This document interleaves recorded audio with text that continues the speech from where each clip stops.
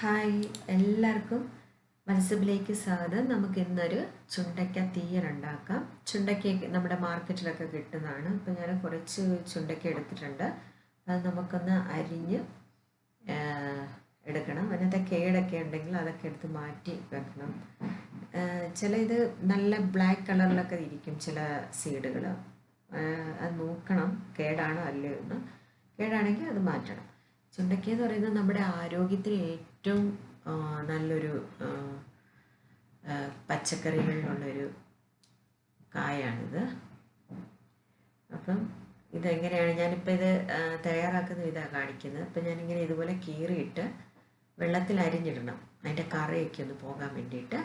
അപ്പോൾ നമുക്ക് കുറച്ച് ഉള്ളി എടുത്തിട്ടുണ്ട് ഞാൻ, പിന്നെ കുറച്ച് പച്ചമുളക് എടുത്തിട്ടുണ്ട്, തേങ്ങ ചിരണ്ടിയത് എടുത്തിട്ടുണ്ട്. അപ്പം തീയലാണ് ഉണ്ടാക്കാൻ പോകുന്നത്. അപ്പം നിങ്ങളെല്ലാവരും ഞങ്ങളുടെ ചാനൽ വാച്ച് ചെയ്യുന്നവരൊക്കെ ഒന്ന് സബ്സ്ക്രൈബ് ചെയ്യണേ. നിങ്ങളുടെ അഭിപ്രായങ്ങളൊക്കെ രേഖപ്പെടുത്തണം. പിന്നെ എങ്ങനെ തയ്യാറാക്കുന്നത് നോക്കാം. അപ്പം നമുക്കിതെല്ലാം ഒന്ന് ആദ്യം വഴറ്റിയെടുക്കണം. അപ്പോൾ ചെറിയ ഉള്ളിയാണ് എടുത്തിരിക്കുന്നത്. അതിന് വേണ്ടിയിട്ട് വെളിച്ചെണ്ണ എടുത്തിരിക്കുന്നു.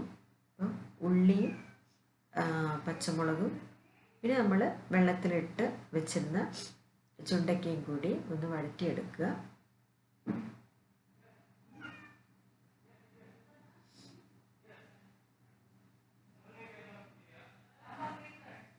അപ്പോൾ നമുക്ക് വേറൊരു അടുപ്പിലോട്ട് ഈ തേങ്ങയും ഒന്ന് വറുത്തെടുക്കുക. അപ്പം നല്ല വിളഞ്ഞ തേങ്ങ വേണം എടുക്കാനായിട്ട്. അപ്പം അങ്ങനെയാണെങ്കിൽ മാത്രമേ നല്ല പെട്ടെന്ന് നന്നായിട്ട് മൂത്ത് കിട്ടത്തുള്ളൂ. ഈ തീയലിനാണെങ്കിലും നല്ല ടേസ്റ്റ് ഉണ്ടാവണമെന്നുണ്ടെങ്കിൽ വിളഞ്ഞ തേങ്ങ തന്നെ നമ്മൾ ഉപയോഗിക്കണം. അപ്പോൾ ഞാൻ കുറച്ച് പുളി എടുത്ത് വെള്ളത്തിലിട്ടിട്ടുണ്ട്. നമുക്കത് ഈ വളംപുളിയാണ്, പിഴിയമ്പുളി എന്ന് ചില സ്ഥലങ്ങളിൽ പറയും.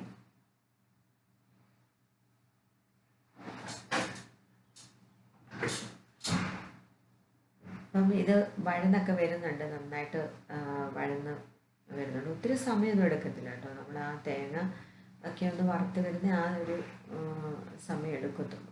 അപ്പം വഴന്ന് വന്നതിന് ശേഷം നമുക്ക് ഈ പുളിവെള്ളം അതിനകത്തോട്ട് ഒഴിക്കാൻ വേണ്ടിയിട്ടാണ്. വഴന്നതിന് ശേഷം അതിനകത്ത് ഒഴിച്ചു കൊടുക്കുക.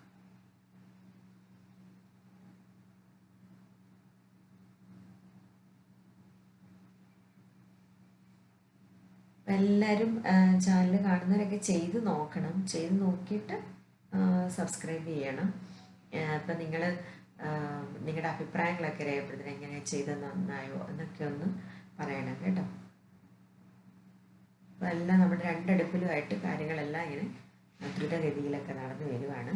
നമ്മുടെ തേങ്ങ നല്ലതായിട്ട് മൂത്ത് ബ്രൗൺ കളറായിട്ടുണ്ട്. അപ്പോൾ മഞ്ഞൾപ്പൊടി 1/4 ടീസ്പൂൺ. അപ്പോൾ അരമുറി തേങ്ങയാണ് ഞാൻ എടുത്തിരിക്കുന്നത്. ഒരു 1/4 കിലോ ചുണ്ടയ്ക്ക ഉണ്ടായിരുന്നു, അതിന് അരമുറി തേങ്ങ എടുത്തു. 1 ടീസ്പൂണ് മുളക് പൊടി, പിന്നെ മല്ലിപ്പൊടി 3/4 ടീസ്പൂണ് മല്ലിപ്പൊടി.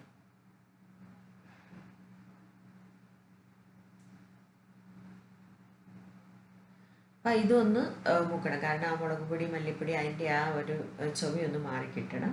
അപ്പം അതിന് വേണ്ടിയിട്ടാണ് അതൊന്ന് മൂത്ത് നല്ലപോലെ മൂത്ത് കിട്ടണം.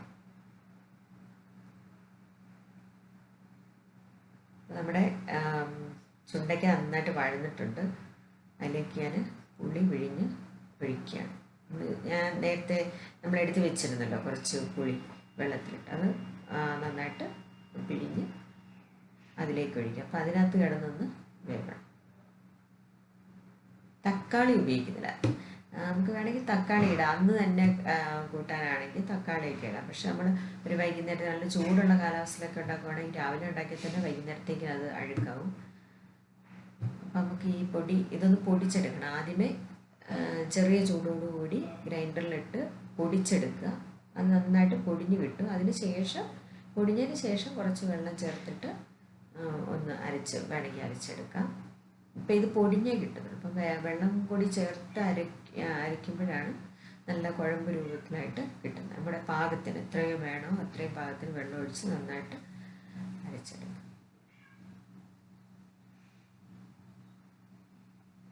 അപ്പോൾ പുളിയിൽ കിടന്ന് അതൊന്ന് വെന്തിട്ടുണ്ട്, നല്ലതായിട്ട് വെന്തിട്ടുണ്ട്. നമുക്കിനി അത് ചേർത്ത് കൊടുക്കാം.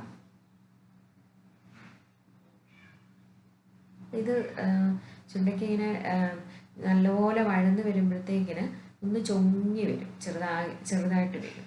ക്വാണ്ടിറ്റി കുറവായിട്ട് തോന്നും.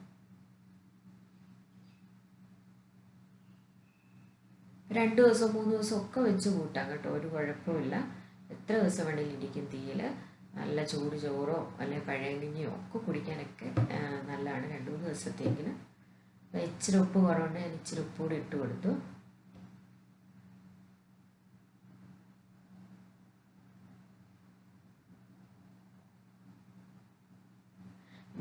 നമ്മൾ വഴറ്റുന്ന സമയത്ത് കുറച്ച് ഉപ്പ് ഇട്ട് കൊടുത്ത് വഴറ്റണം കേട്ടോ. അപ്പോൾ നല്ല ഒന്ന് ആ ഉപ്പെല്ലാം ഒന്ന് പിടിച്ച് വരും. ഞാനത് പറയാൻ മറന്നുപോയി. ഇപ്പം ഞാനിപ്പോൾ ഒന്നുകൂടി ഇച്ചിരി ഉപ്പ് കുറവുണ്ട് ചാറ് നോക്കിയപ്പോഴത്തേക്കിനും, അപ്പം ഇച്ചിരി ഉപ്പ് ഇട്ട് കൊടുത്തു. അപ്പോൾ നമ്മുടെ തീയിലൊക്കെ നല്ലതായിട്ട് പാകമായിട്ട് നല്ല തിളച്ച് നല്ല റെഡിയായി നമുക്ക് മാറ്റാം. ഇനി അതിനകത്തോട്ട് കടുക് താളിക്കും.